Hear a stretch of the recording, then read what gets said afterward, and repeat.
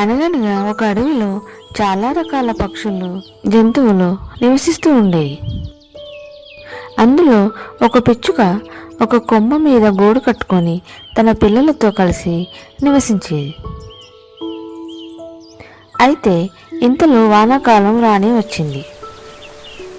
ఒకరోజు కుండపోతగా వర్షం కురవడం మొదలైంది. బలంగా వీచిన గాలులకి పిచ్చుక గూడు కింద పడిపోయింది. అప్పుడు పిచ్చుక పిల్లలు వర్షానికి తడిసిపోసాగాయి. పిచ్చుక తన పిల్లలను తీసుకొని కాకి ఇంటికి వెళ్ళి తలుపు కొట్టింది. ఎవరు అని లోపల నుంచి అడిగింది కాకి. కాకి, నేను పిచ్చుకని. వానగాలికి నా గూడు చెదిరిపోయింది. నా పిల్లలు వర్షానికి తడిసిపోతున్నారు అని అంది పిచ్చుక. అయితే నేనేం చేయాలి అంటూ ప్రశ్నించింది కాకి. వర్షం ఆగే వరకు నీ ఇంట్లో నాకు ఆశ్రయం ఇవ్వు అని ప్రాధేయపడింది పిచ్చుక.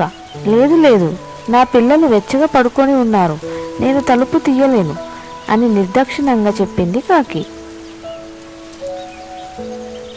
దాంతో పిచ్చుక తన పిల్లలను తీసుకొని ఒక చెట్టు కిందికి వెళ్ళి ఆ రాత్రి అంతా అక్కడే గడిపింది.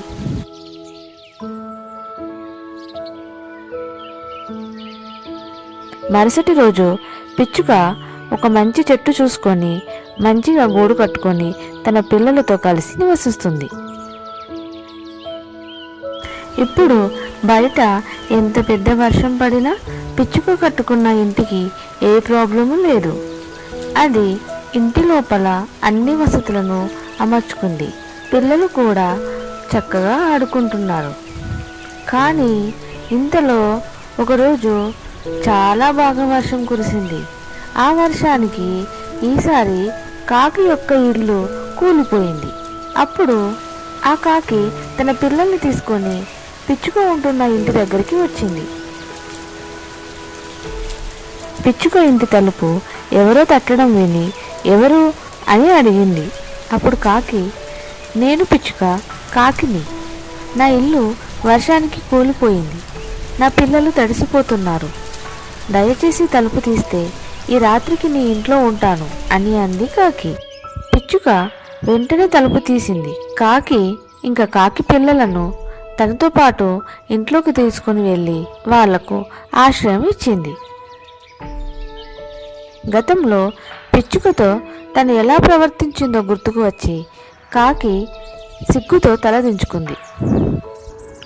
మోరల్ ఆఫ్ ద స్టోరీ: ఇతరులకి సహాయం చేయడం మంచి గుణం.